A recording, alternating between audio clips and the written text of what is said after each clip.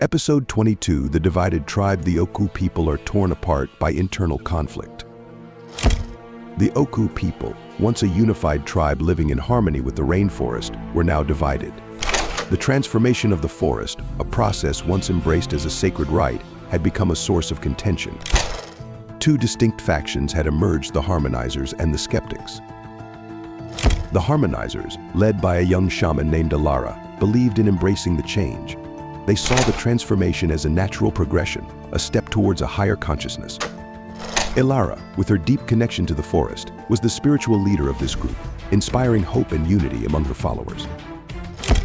On the other side was the faction of the skeptics, led by an elder named Kyle. He feared the unknown, the rapid changes that were reshaping their world. He believed the forest was being corrupted, that the ancient spirits were being replaced by dark forces. His followers clung to the old ways, resisting the inevitable. The rift between the two factions grew deeper with each passing day. Accusations flew, tensions rose. The once harmonious community was now a powder keg, ready to explode. Anya and her team found themselves caught in the crossfire. They were seen as outsiders, their presence a catalyst for the growing divide. The harmonizers revered them as saviors, while the skeptics viewed them with suspicion, blaming them for the changes. Anya's heart ached for the Oku people. She had witnessed their resilience, their deep connection to the land. To see them divided was a painful reminder of the fragility of human unity. As the conflict escalated, so too did the threats to the rainforest. The skeptics, in their desperation to halt the transformation, began to exploit the forest's resources, their actions causing irreparable damage. The harmonizers, while well-intentioned, lacked the knowledge and resources to mitigate the negative impacts of the rapid changes. Anya and her team realized they had to intervene. They had to find a way to bridge the divide, to unite the Oku people. It was a daunting task, but they were determined. The future of the rainforest, and perhaps the planet, depended on their success. The Oku people, once a unified tribe, were now a house divided. The harmonizers, led by Alara, embraced the changes sweeping through the rainforest, viewing them as a sacred evolution. The skeptics, under the leadership of Kael, clung to the old ways, fearing the unknown. The rift between them was widening, threatening to tear the community apart. Anya and her team found themselves caught in the crossfire. Their presence, though intended to be a unifying force, had inadvertently exacerbated the divide. The harmonizers saw them as allies, while the skeptics viewed them with suspicion. The conflict escalated, leading to violent clashes. The once peaceful rainforest became a battleground, its beauty marred by human greed and fear. The heart-shaped tree, the symbol of hope, became a focal point of the conflict. The harmonizers saw it as a sacred entity, while the skeptics believed it was a malevolent force corrupting the forest. Anya's heart ached for the Oku people. She had witnessed their resilience, their deep connection to the land. To see them turn against each other was a tragedy of epic proportions.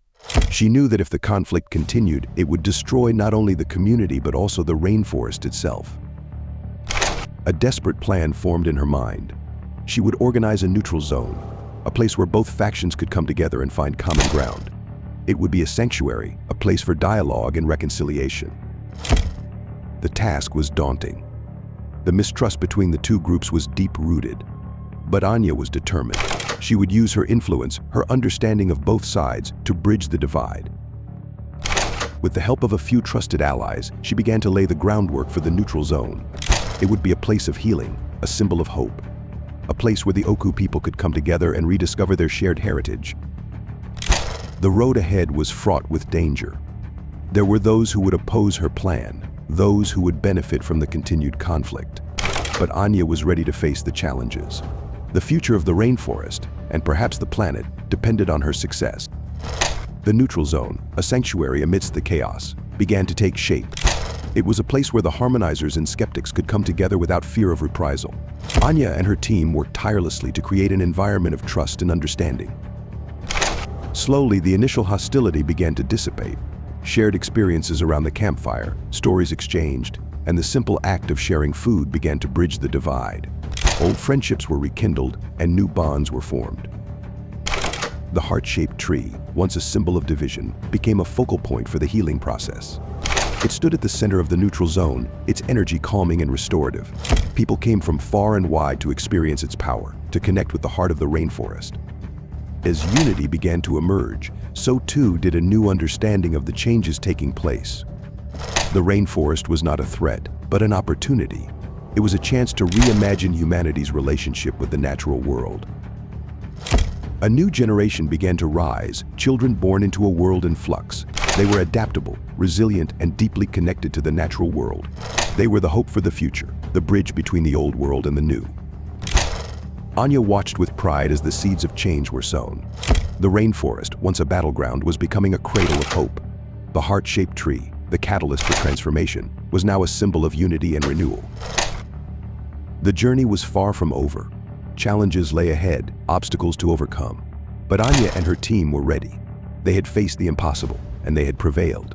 The future was uncertain, but hope was a powerful force, a beacon in the darkness.